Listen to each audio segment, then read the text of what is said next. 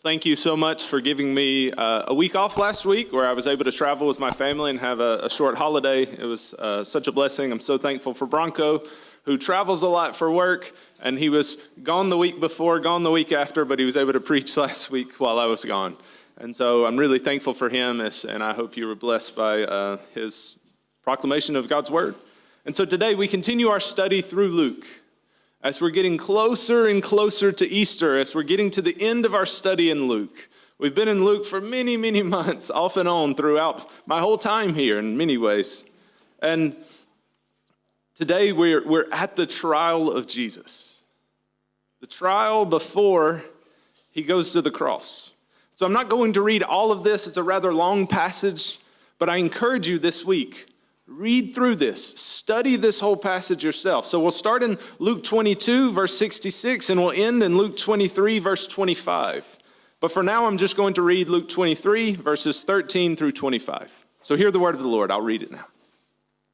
Pilate summoned the chief priests and the rulers of the people, and he said to them, "You brought this man to me as one who incites the people to rebellion. And behold, having examined him before you, I have found no guilt in this man regarding the charges which you make against him.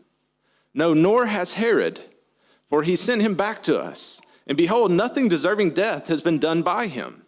Therefore I will punish him and release him." Now he was obliged to release to them at the feast one prisoner. But they cried out all together, saying, "Away with this man, and release for us Barabbas." He was one who had been thrown into prison for an insurrection made in the city and for murder. Pilate, wanting to release Jesus, addressed them again, but they kept calling out, saying, "Crucify, crucify him." And he said to them the third time, "Why? What evil has this man done?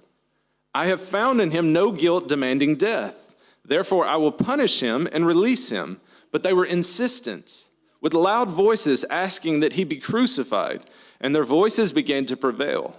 And Pilate pronounced sentence that their demand be granted. And he released the man they were asking for, who had been thrown into prison for insurrection and murder. But he delivered Jesus to their will. Let's pause and pray and ask for the Lord's help now. Lord, we thank you for this day, that we can gather together around your word, around your glory and your goodness. And Lord, today as we look at the weightiness of your trial before the cross, Lord, may it lead us to worship. That you, the perfect, innocent one, died in our place on the cross. So Lord, we pray that you would just lead, guide, and direct and teach us through your word now. For your name's sake, we do pray. Amen. So I couldn't help but think as I was preparing this whole week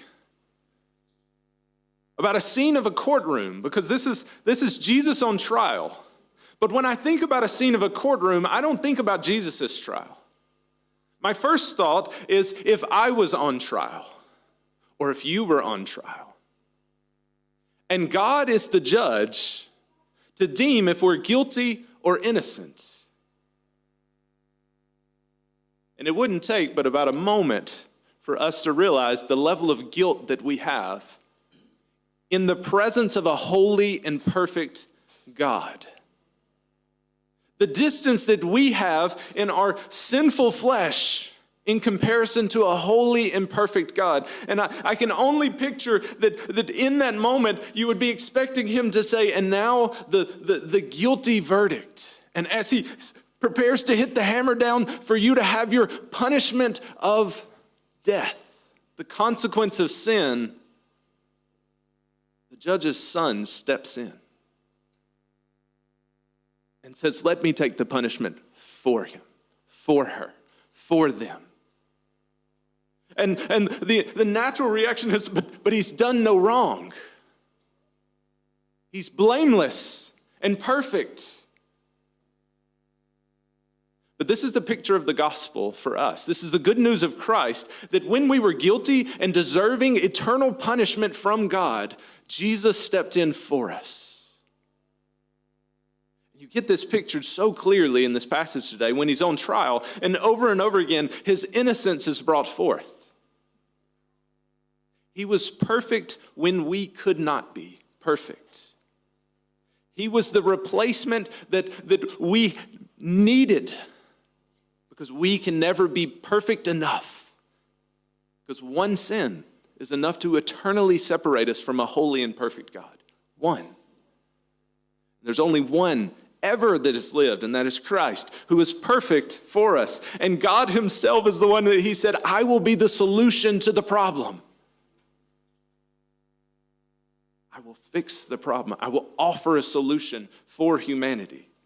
And that is the story of Jesus Christ, that he stepped out of the heavenlies to be the replacement for us, to be perfect when we couldn't be perfect.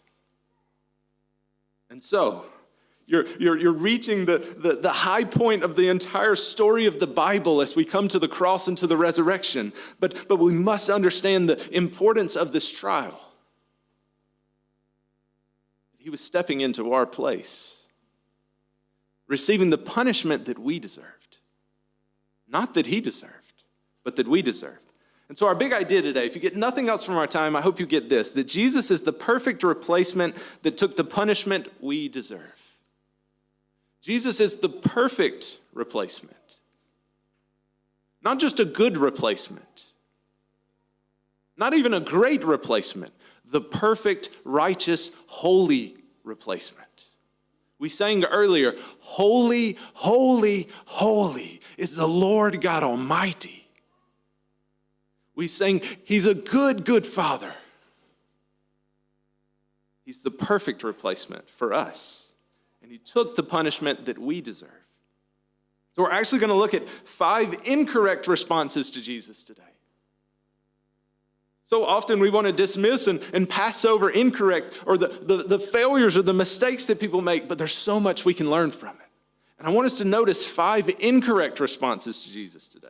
And so we'll look at these one by one. It's the Sanhedrin despises and rejects Jesus. Pilate does not want to take responsibility for Jesus. Herod wants Jesus to perform for him. He goes back to Pilate, and Pilate cares more about pleasing the crowd than pleasing Jesus. And then finally, the crowd demands that Jesus be killed. So let's look at these one by one. And it's easy for us to say, how dare they do that? But I want us to understand, if we're not careful, we often do these very things daily.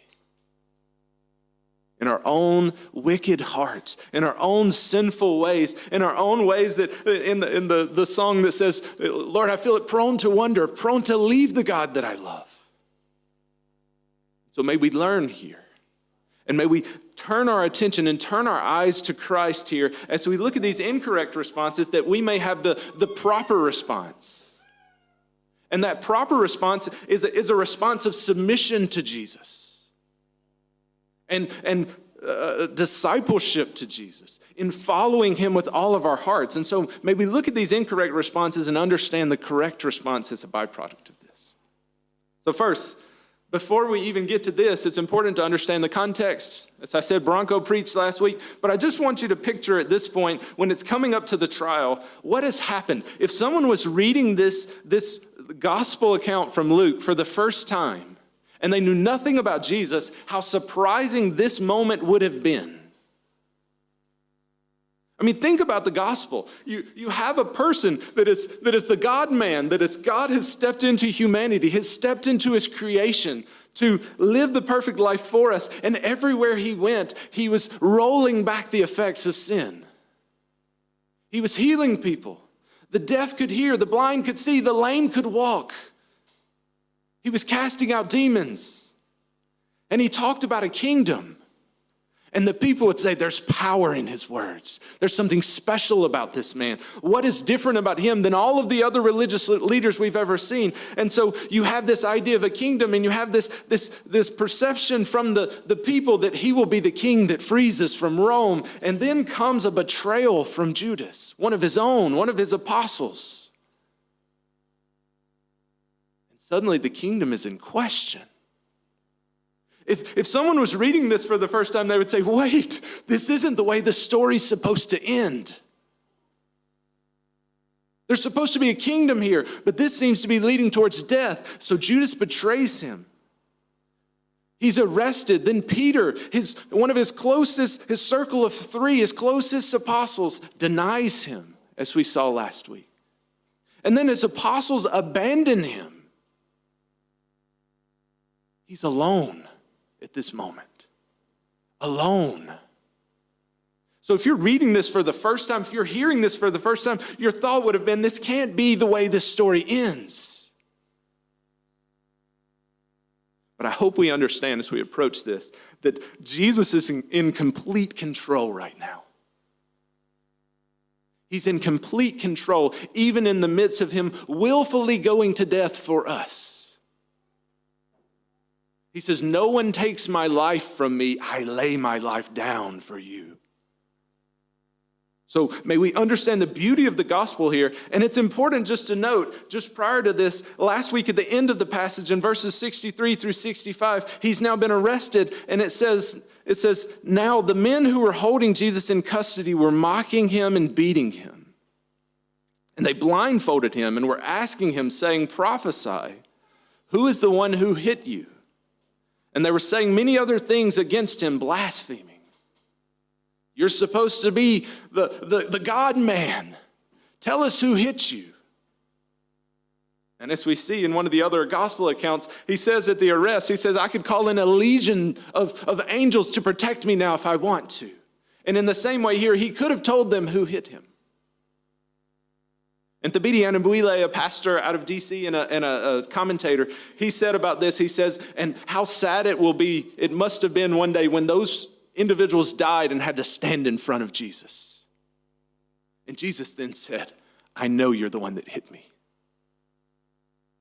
He knew it the whole time. He's in complete control, even in the midst of this moment. And he is fulfilling prophecy from Isaiah, where he's the silent lamb going to slaughter.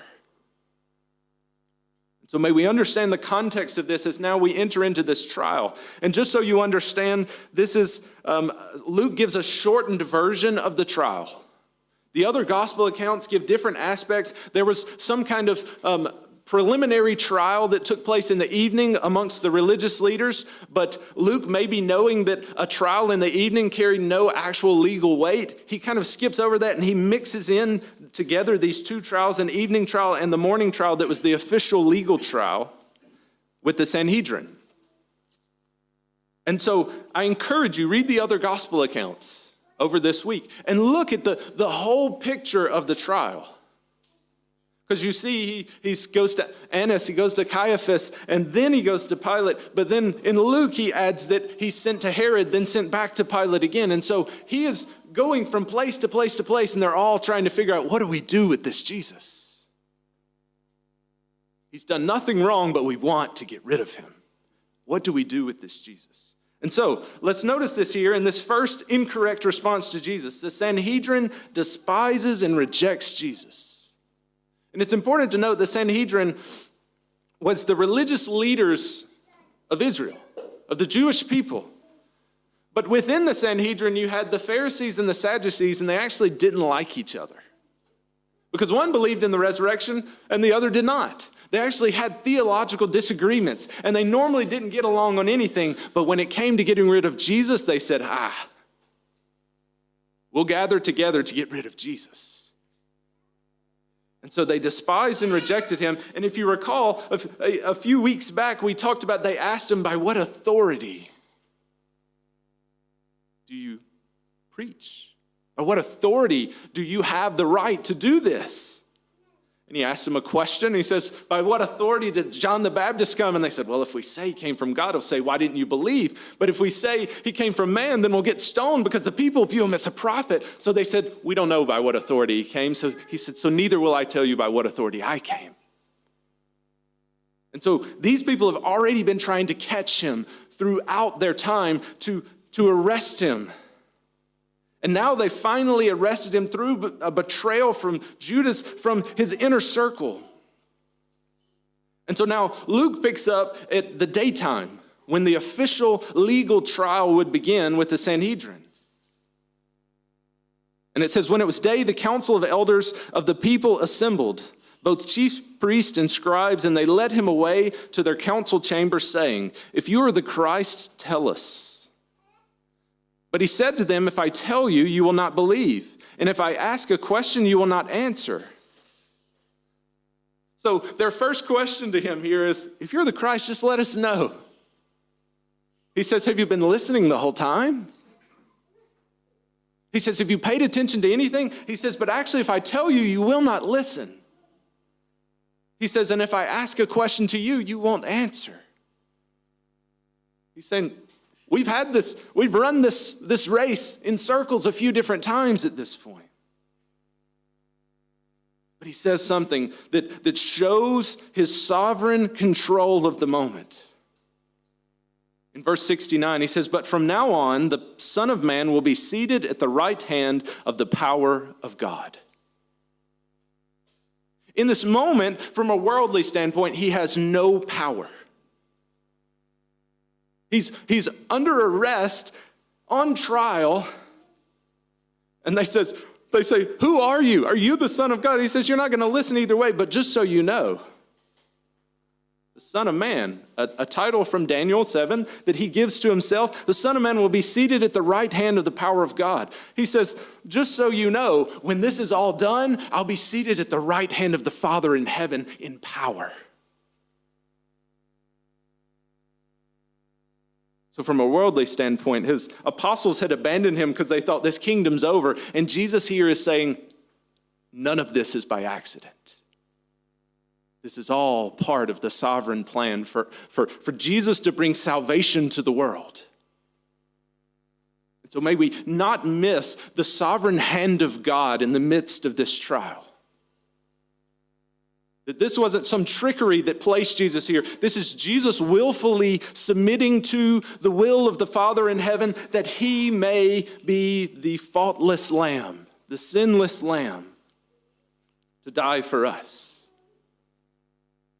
So he says, "But from now on the Son of Man will be seated at the right hand of the power of God." And they all said, "Are you the Son of God then?" A different question. Are you the Son of God? He's often called himself the Son of Man, but here they're saying, are you one with God? And he said to them, "Yes, I am." Or literally it could be, you say that I am. It's as you have said. Then they said, "What further need do we have of testimony? For we have heard it ourselves from his own mouth." So for them, they're saying, we finally got the testimony to get rid of Jesus. Blasphemy in their minds because he's calling himself one with God.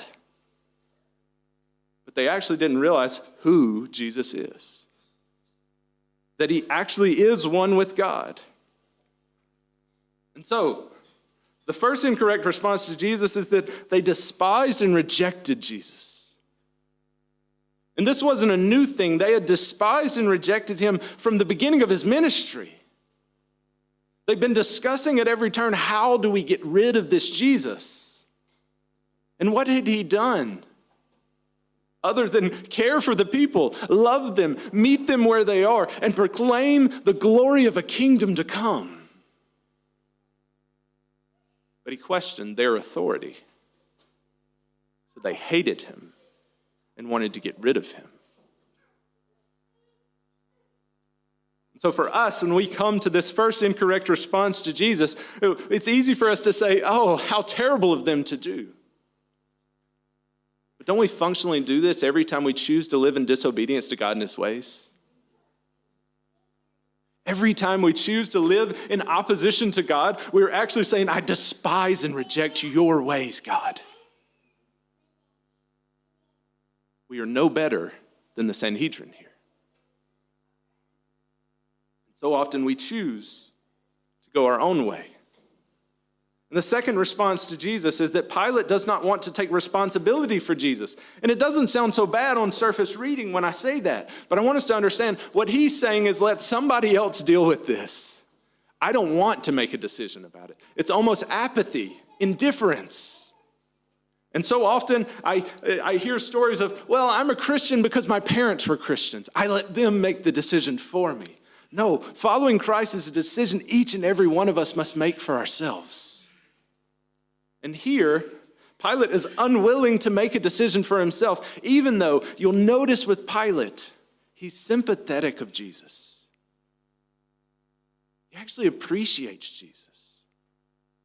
You even get the sense that he values Jesus in some ways. But he's unwilling to identify with Jesus. He's unwilling to submit to Jesus. And so, he refuses to take responsibility. So let's look at this now. This is in chapter 23, verses 1 through 7 now. It says, the whole body of them got up and brought him before Pilate. So the Sanhedrin now says, we've got our good reason to take him to Pilate, that maybe Pilate will agree to kill him. And they began to accuse Jesus, saying, we found this man misleading our nation and forbidding to pay taxes to Caesar, and saying that he himself is Christ, a king. Now, some of their accusations are partially true, and some of their accusations are outright false. But they come with accusations that are things that Pilate would have to deal with. Because Pilate was in charge of collecting taxes. So when they say he's telling people not to pay their taxes to Caesar, he has to address this. But actually in Jesus' teaching, he said, give to Caesar what is Caesar's and give to God what is God's. So they're outright lying about him. But they also say that he's misleading the nation. He's stirring them up. And he had stirred up the people, that's for sure. Everywhere he went, crowds followed him because they said, this man is different. But they viewed his teaching as blasphemy, as misleading the people. And then he says what is the most challenging of the statements. They said that he claims he himself is Christ. And just in and of itself, the Christ or the Messiah, Pilate might not have cared about. But they add an extra word. They said, a king. Someone that's coming for Caesar's throne. And so once again, this is something Pilate would have had to have dealt with, because if he doesn't deal with it and then an uprising happens, he will have to answer for his lack of action here, now. And so in the other gospel accounts, you have more questions than just this, but like I said, Luke gives a condensed account, and you get one question from Pilate. And Pilate asked him, saying, are you the king of the Jews? Are you this king that they claim you are? And once again, as he did earlier, he says, it's as you have said. So at this point, he is held back. And over again, early in his ministry, he says, the time has not come. He doesn't allow the demons to proclaim him as God's son. But now he says, it's as you've said. This is who I am. This is what I'm here for. But Pilate sees right through the ploys of the Sanhedrin. He knows they simply want to get rid of this leader that's teaching in ways that are different than they have taught. Then Pilate said to the chief priests and the crowds, I find no guilt in this man. He's done nothing wrong that I can see. But they kept on insisting, saying, he stirs up the people, teaching all over Judea, starting from Galilee, even as far as this place. When Pilate heard it, he asked whether the man was a Galilean. And when he learned that he belonged to Herod's jurisdiction, he sent him to Herod, who himself also was in Jerusalem at the time. So Pilate here is sympathetic and says, I see that he's done nothing wrong, but he knows he has to deal with this because he has a crowd that's causing issues, that's stirring up trouble for him, that he's going, I have to deal with this, but I don't want to give a guilty verdict to an innocent man. So they mention that he's from Galilee, and he says, wait, he's from Galilee? So he was actually of greater power and influence than Herod, but he says, I'll send him to Herod and let him make the decision. Because that Galilee is Herod's jurisdiction, so I'll send him to Herod and let Herod deal with this issue. And so he refuses to take responsibility here. Sometimes, is that not what we do? We say, let's let somebody else decide about Jesus.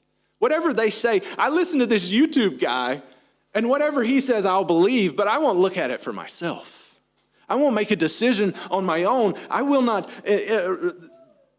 study deeply the scriptures and consider the ways of God. And yes, of course, we should engage with other people on this, but ultimately the decision has to be ours, not somebody else to make for us. And Pilate is unwilling to take responsibility for Jesus. So from this point, he goes to Herod. And this third incorrect response to Jesus is Herod wants Jesus to perform for him. So often in the secular world, I often hear people that say, I would believe in Jesus and I would follow Jesus if he would do this for me. I even hear that in the Christian world. I'm frustrated because God won't do this for me. Who is God in this circumstance? Is it us or is it him? Do we go to God and expect him to do exactly what we want, or do we trust a holy and perfect God that his will is greater than our will? So notice what Herod says here. This is in verses 8 through 12. Now Herod was very glad when he saw Jesus, for he had wanted to see him for a long time because he had been hearing about him and was hoping to see some sign performed by him. Herod says, this Jesus, I've heard about him everywhere in Galilee. Everywhere he goes, people come and talk about the magnificent things he's done. Maybe he'll perform for me. Maybe he'll show me some miracle because I'm a ruler and in charge of this region. Maybe he'll do this, and then I might be kinder on my sentencing for him. Like it or not, we often work with that same mentality. If God would do this for me, then I would do this for him. But actually, if he is God and he is sovereign, then it doesn't matter how he chooses to deal with us, that we may live in submission to him and say, your will be done, not mine. That's a difficult thing to wrestle with. But here, Herod has ulterior motivations to see Jesus. I want to get something from him. And notice how Jesus responds. And he questioned him at some length, or in many words, but he answered him nothing. So Herod says, this Jesus, I want to hear him. I want him to perform for me. I want him to do miracles. And he sits there in complete silence. He says nothing. He's in complete control, even in the midst of an arrest and a trial, in front of people that can kill him. He says nothing. He doesn't justify. He doesn't argue. He doesn't try to convince Herod to give him a lighter sentence, and he doesn't say, I'll do this if you do this for me. He sits there in silence.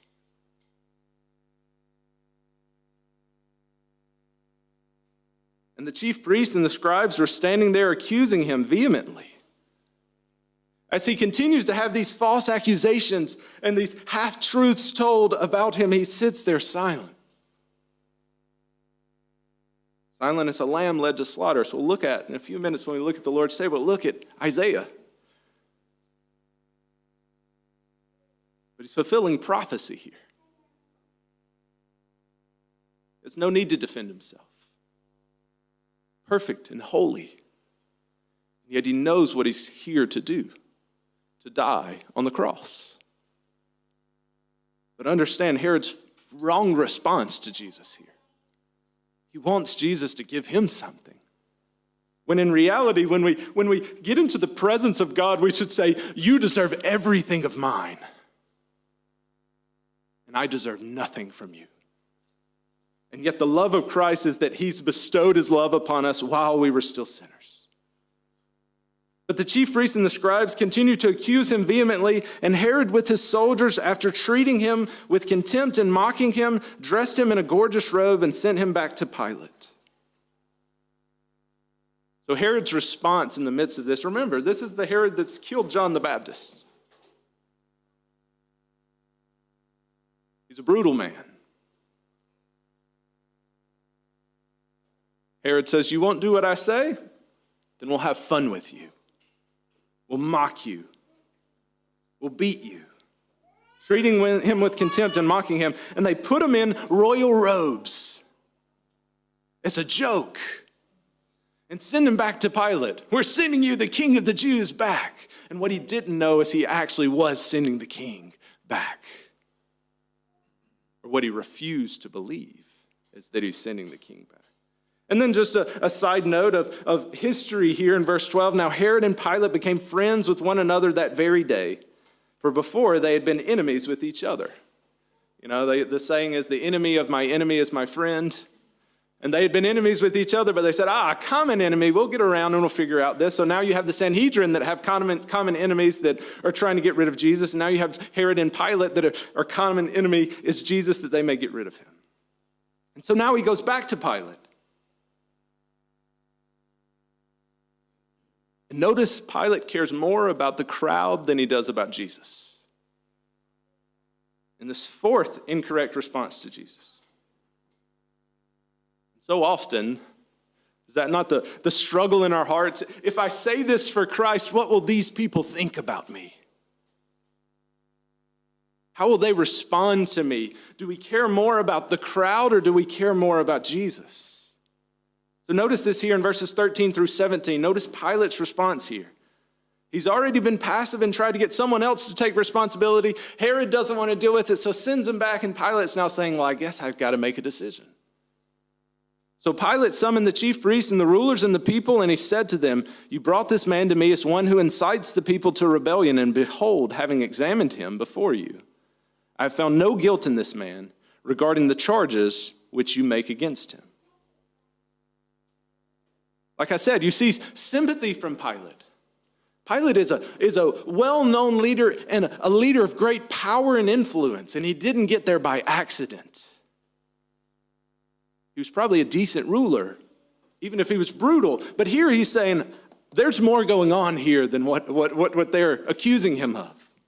And he says, I've seen nothing wrong that he's done. And he says, no, nor has Herod, for he sent him back to us. And behold, nothing deserving death has been done by him. He said, so two rulers, two leaders, Pilate and Herod, both of them say, I don't see anything that he's done deserving death. I think he's innocent in this standpoint. And Pilate, seeking to please the crowd, he says, therefore I will punish him and release him. He says, maybe we can make a compromise. How about we give him a good beating and a warning about rebellion against Rome, and then we'll send him on his way. But ultimately, he cares more about the crowd here than he does about Christ. He cares more about humanity and what they think of him than he does about the innocent one here that is Christ, the God-man. In verse 17, it's just another one of these historical things for us as a note. It says, now he was obliged to release to them at the feast one prisoner. So it was just a commonplace at the feast for one prisoner to be released. It was the Roman way of saying, hey, this is a point of goodwill that will release one. And Pilate is hoping that he can get out of this way and saying, a compromise will beat him and send him on his way, but he'll be the one that we release. But as we see in just a moment, the crowd yells out, and he's actually unwilling to stand up to the crowd. He's actually unwilling to stand with Jesus out of fear of the crowd. When we think about our response to Jesus, how often is that the wrestle in our heart, the struggle in our hearts? What will they think about me? What will they say about me? How will they treat me if I tell them that I believe in this Jesus? We often have this same incorrect response. So from here in verses 18 through 25, now finally you have this demand that Jesus is killed. The crowd demands that Jesus be killed in verses 18 through 25. And so he says, I'll punish him and release him, and they cry out all together, saying, away with this man and release for us Barabbas. So the crowd now is there, and some of the scholars, they say this was a relatively small area, so the religious leaders, it was early in the morning, it was in the morning, so they probably were crammed in there so that they could have their voices be heard. And they're bumping people saying, crucify him. Let's get rid of this Jesus. He's a heretic and a blasphemer. And we can get him to release Barabbas. But Barabbas, he's the one who had been thrown into prison for an insurrection made in the city and for murder. So Barabbas was actually guilty of the things that they're accusing Jesus of. And more, of murder as well. He was actually a criminal deserving just punishment. And Pilate, wanting to release Jesus, addressed them again. And they kept calling out, saying, crucify, crucify him. So the second time now he says, but he hasn't done anything wrong. They said, get rid of him, crucify him. And it says, he said to them a third time, why? What evil has this man done? Like I said, you see that Pilate is sympathetic to Jesus. Why? What has this man done? I have found in him no guilt demanding death. Therefore, I will punish him and release him. A third time he says, can we just beat him and call it a day? You continue to see his fear of the crowd. And understandably so, because if he released Jesus, and then Jesus actually does cause an insurrection, then he'll have to answer to his higher-ups in the Roman Empire that will say, why did you release this man? I understand. It would have been a difficult decision for Pilate to make in this moment, but he's saying, I've seen that he's done nothing wrong. His innocence is clear. So he says, I'll punish him and release him. In verse 23, it says, but they were insistent with loud voices asking that he be crucified, and their voices began to prevail. It's almost like if you've ever been to, like to a Slovan match or some of these football matches or a basketball match, and you get the chant that everybody starts saying together. Crucify, crucify. And it says, and it began to prevail. They were determined and demanding that Christ be the one that is killed. And Pilate pronounces sentence that their demand be granted. And in the other gospel accounts, he washes water over his hands and he says, this is on you. This is your decision. And he released the man they were asking for who had been thrown into prison for insurrection and murder. But he delivered Jesus to their will. And I want you to think about this for just a moment. What actually happened here? In many ways, the one who deserved death and the proper punishment in Barabbas is replaced by Jesus. Even if it's just symbolic, it is a picture of what is about to happen on the cross. That Christ stepped in as the replacement for sinners deserving just punishment from God.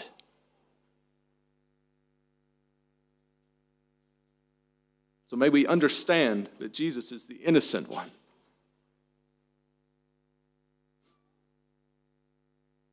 And we, me, you, deserve, because of our sin, consequence. Just consequence from God for our sin. And here you symbolically have this picture of Jesus stepping in for Pilate. Not for Pilate, for Barabbas, Stepping in for Barabbas. In the same way that he stepped in for each and every one of us.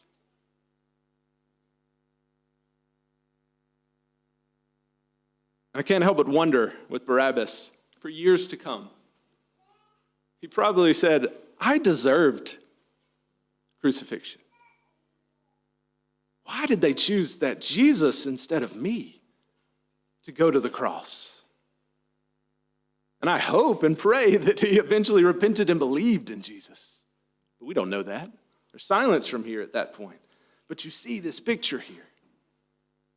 And for us, it should be a reminder that every time we choose to sin, it's actually a reminder that this is what put Jesus on the cross. My sin and your sin that he went to the cross for. Even before they had happened, he's dying for our sin. And so, 5 incorrect responses to Jesus, but may we understand he's the perfect replacement that took the punishment we deserve. May we respond rightly now, in submission. Because if this is true, then this makes Jesus worthy of worship and praise from now on throughout all of eternity. This is worth telling the world about. This is worth devoting our lives to, if this is true. As Christians, we believe that it's true. And so I leave us with 4 questions before we move to our time of taking of the table together, of the Lord's Supper together. My first question is, how do you respond to Jesus? Do you reject him or submit to him? There's really no other way. Do you reject him or submit to him? And I don't just mean in a moment. I mean, what is the direction of your life? How do you respond to Jesus? Because think about Peter. Peter rejected Jesus momentarily, but the direction of his life was one of submission to him. But Judas, the direction of his life was one of rejection. The Sanhedrin here, the direction of their lives was one of rejection. Now, I hope and pray that some of these Sanhedrin eventually saw that Jesus is the Messiah and the King of glory, and they submitted to him. But how do you respond to Jesus? Do you reject him or submit to him? If you're a Christian, may we live in submission to Christ through all we do. May our lives be marked by submission to him. And if you're not a Christian here, you're currently living in rejection to Jesus, even if you wouldn't word it that way. And so, how will you respond to Jesus today? Will you join in with one of these 5 incorrect responses, or will you respond rightly and submit to Jesus and follow him? So if you'd like to talk and hear more about that, please talk with me. Talk with any of us. But how do you respond to Jesus? The second question, how does Jesus' sovereign control over his own death impact your view of God? It's a wordy question. But how does Jesus' sovereign control? He's in complete charge. He says, I will be at the right hand of the Father in power and glory. How does it impact your view of God? Oh, what great love he shows in that moment. God is a good, good Father. And he's holy, holy, holy. And he's loving and caring for his creation. The third question, how does Jesus' innocence, that he's perfect, blameless, spotless, how does it impact your view of his sacrifice on the cross? Now, we read this and we think, well, of course we know this, that Jesus was the perfect sacrifice. But do you dwell on that? Do you take time to consider that he went to the cross as a perfect man, as the God-man that was perfect on our behalf when we couldn't be? How does this impact your view of his sacrifice on the cross? It should naturally lead us to worship and praise of him and his name and his ways. And the fourth question, how does this passage remind you that Jesus is the atoning replacement for people like Barabbas and like you and like me?